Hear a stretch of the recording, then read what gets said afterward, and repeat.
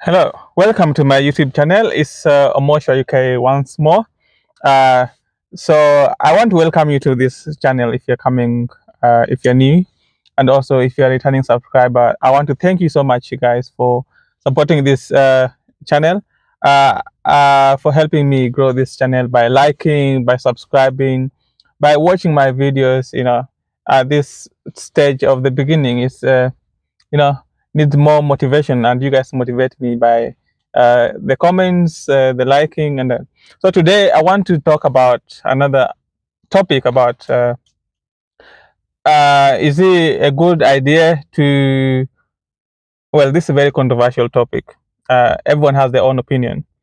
So is it a good idea to save money, let's say £30,000, for example, if you in the UK, and buy a house, well, pay a deposit to buy a house on credit as a mortgage, or is it more beneficial if I that £30,000 or dollars invested, maybe invest in the UK, but for me, I'm more for the motherland, for Africa, because I'm thinking if you have that amount of money, and if you're like for long term you want to be able to return back to the motherland, then for me that money, I will take it and invest it in the motherland, establish a business, because that's my my end goal is to retire. I don't have to be 60, I don't have to be 40 or 50 to retire. I can retire at any time. So it just depends how prepared that I am or you are. Because if you make early investments, then you don't need to wait until, let's say, you are 60 or 66 in the UK. I think you need to be 66 to retire.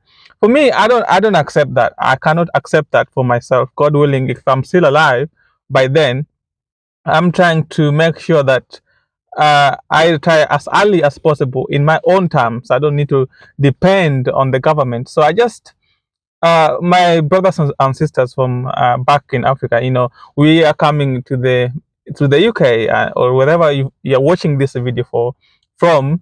Uh, if you have this kind of money, you can actually start a business in the motherland. If you do your research well.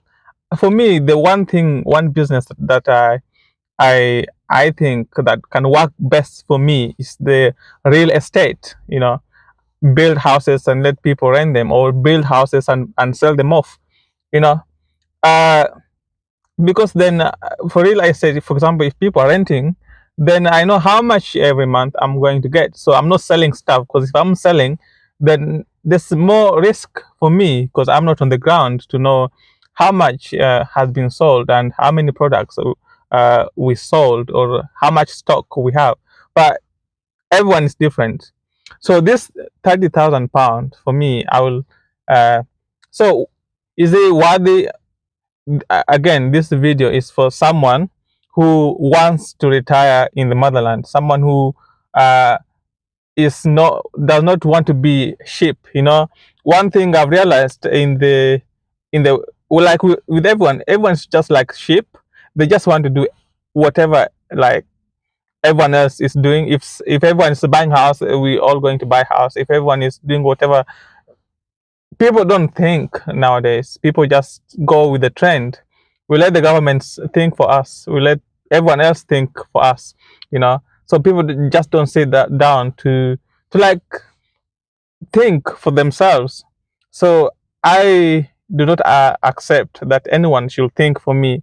God gave us minds so then we can make our own decisions. Obviously, we can get advice, but then also we need to think about the advice, whether, if you are aspiring to one day return to the motherland. The one thing that prevents people from retiring back to the motherland from the diaspora is because people are so much into debt. You take a 30 years debt of paying a house at an interest rate of, let's say, 4%. So I was just calculating, if you are paying a mortgage at an interest rate of 4%. Let's say the house is £300,000. Within 30 years, 4% of that £300,000, at the end you nearly paying you're paying double the amount of money that the initial more than the initial cost of the house. Plus you haven't added the renovations, you haven't added anything that you've done in the house, the insurance and all that. So this is money. Let's say, for example, the interest rate that you're paying on the house. This is money that within that 30 years you could have saved and invest back in the motherland if you're someone that is interested in retiring in the motherland. Excuse me, guys. It's very cold, so I'm just having like hot chocolate. It's not hot chocolate, it's like cappuccino. So I just, and like, people say I will return to the motherland, I will return, but we trap ourselves so much. Like, we are trapped.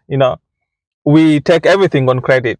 How do we expect to return to the motherland if our life is borrowed? Like, we are living on a borrowed, everything is borrowed. A car that we drive is being paid for on a monthly basis, 500,000 pound, or sorry, 500 pound, not 500,000, excuse me, 500 pound or dollars every month. That is, if you had that, if you had, let's say, $2,000 or pounds, you can get a car.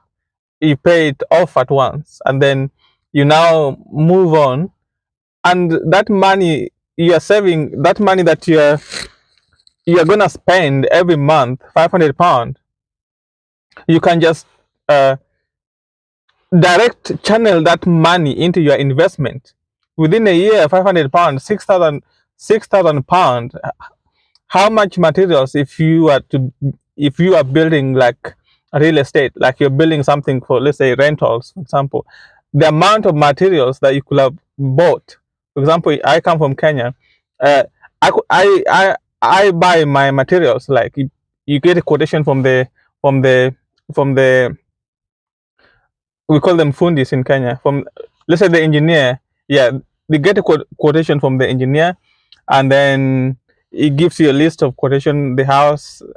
Because after you've had the architect draw the house, then the engineer then will give you the quotation for the materials. Then you can start buying your materials. Within that 1 year, you could have bought materials with that money that you used to buy a car or pay for a car that you're not going to own at the end. You're going to return it back and maybe get another one on credit. So I don't think it doesn't work for me. Like, it's like everyone just following what everyone else is doing. People just don't sit down and, of course, some people say getting a new car is more reliable. But if you service your car, if you take care of your car, like, you can still, your car can still be reliable. So I get so mad about all these things. But I just want to encourage you that we shouldn't waste our time, because the money that is going to that company, that is your time. You worked so hard, like, through the month. 500 pound, I don't know how, that's like a wage for, it could be a wage for like a 4 days wage or 5 days wage. You've just took down money and gave it to someone else. And with some cars, they limit you to how many miles you can drive. So you have a limit. Than if you bought a car, like, cash. Let's say you had $3,000 or pounds. You bought a car cash, or 4,000. Then no one gonna control your mileage, or you have to pay for mileage. Guys, if I'm talking to people that are really, I'm so passionate about this, and I just want to encourage us all that we make investments in the motherland, because in the West, they keep on changing laws all the time. Even if you have status, you have some laws can just change anytime, and they can tell you to just pack your things and go. And that, if we already are investing in the motherland, then we have we have an option. We don't have to be stressed about anything. We can just say, like, we can just leave.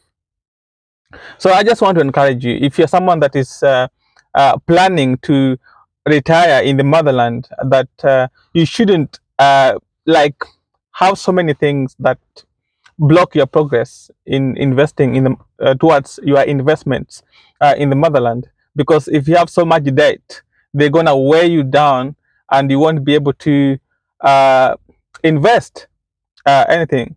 If you can see this video that is playing, this is just investment that's going on at the moment, and I just want to encourage you.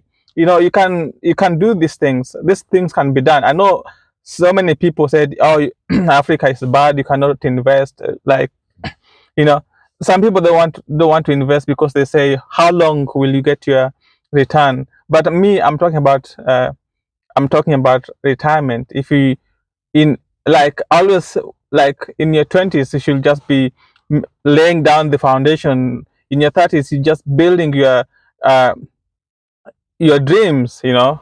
Then in your 40s, you're free. You don't need to be able to, you don't need to work anymore, you know. I don't agree to the idea that you work until you're 66 at the moment in the UK, and then like hope that at the end of at the age of 66, then now you can enjoy your life. Is How can you enjoy your life at that age?